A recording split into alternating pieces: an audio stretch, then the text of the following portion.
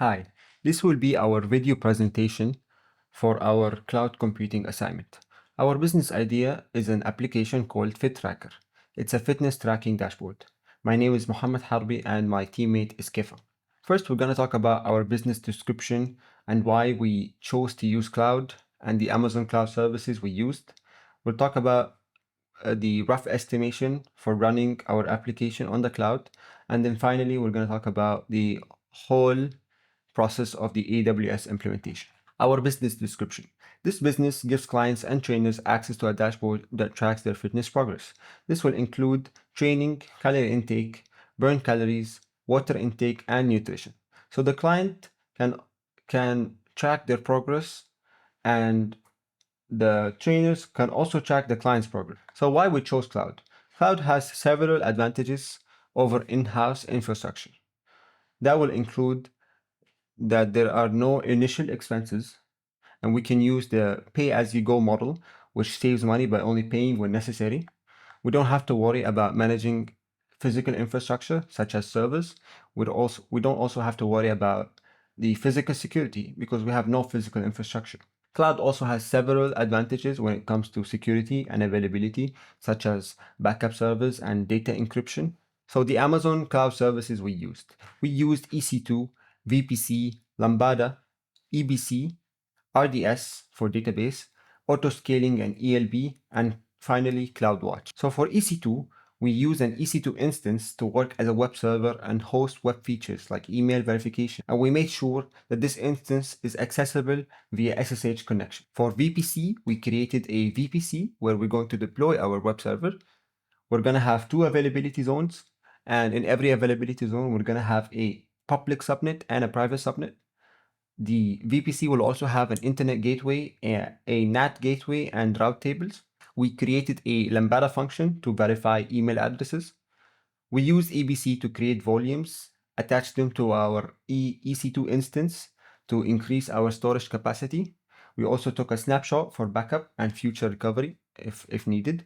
And then we created a relational database using RDS, where we configured a subnet group and security groups for security purposes. We integrated this relational database with our web server, and we made sure that they can interact with each other. The instance can interact with the database. We also used auto-scaling and ELB, where we configured an automated load balancer that is going to manage our web server and instance and balance and distribute the traffic over multiple instances if needed. And finally, we use CloudWatch to monitor the performance and the system log.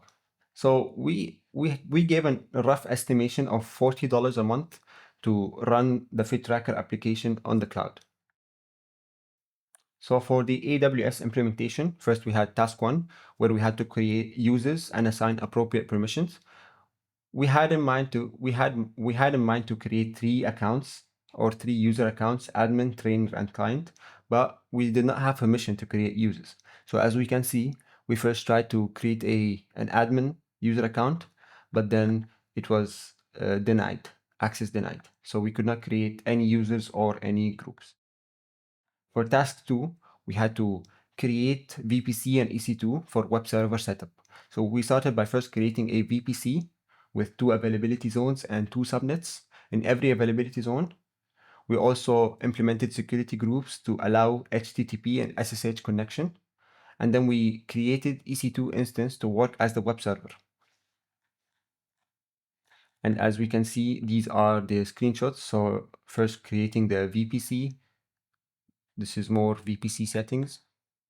And then here the availability zones and the number of subnets in every availability zone.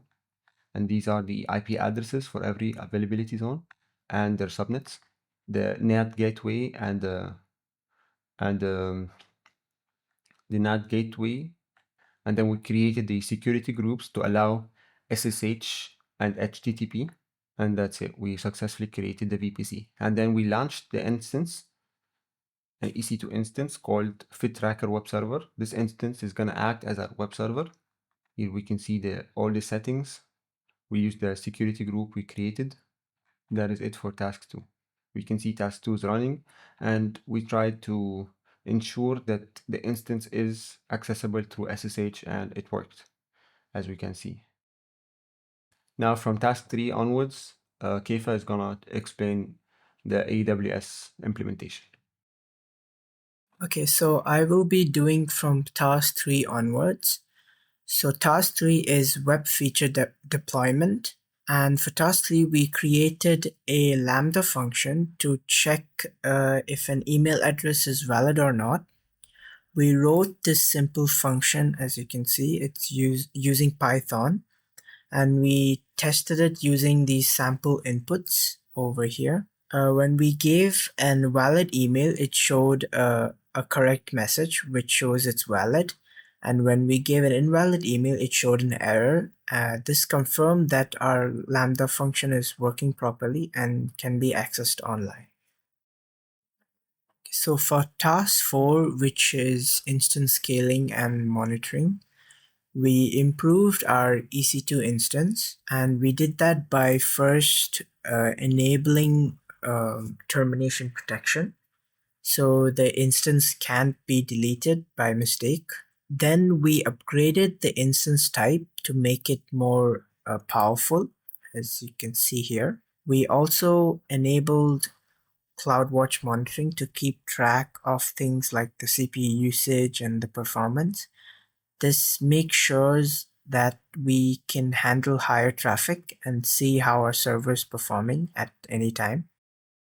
In task 5, which is storage expansion and backup, we basically added more storage and created backup. We created this new EBS volume, which is attached to our instance, and set up the file system so it could be used. After that, we took an EBS snapshot as a backup, so even if something happens, we can restore our data easily in the future.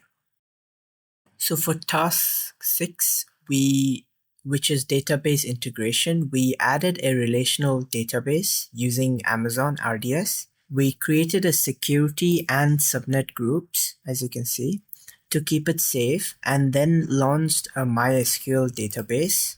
And then finally, we tested connection from our app to the database, and it worked, meaning our app can now store and read data directly from the RDS. So for task 7, which is auto-scaling and load balancing, we made our app scalable and reliable. So we first created an image of our web server so we could launch identical servers when needed. Then we created a load balancer, application load balancer, to spread traffic evenly. After that, we set up an auto-scaling group so new servers automatically launch when traffic increases and shut down when it's low. We added CloudWatch alarms, as you can see over here, to monitor CPU usage, and we saw it working when extra instances were creating during the load.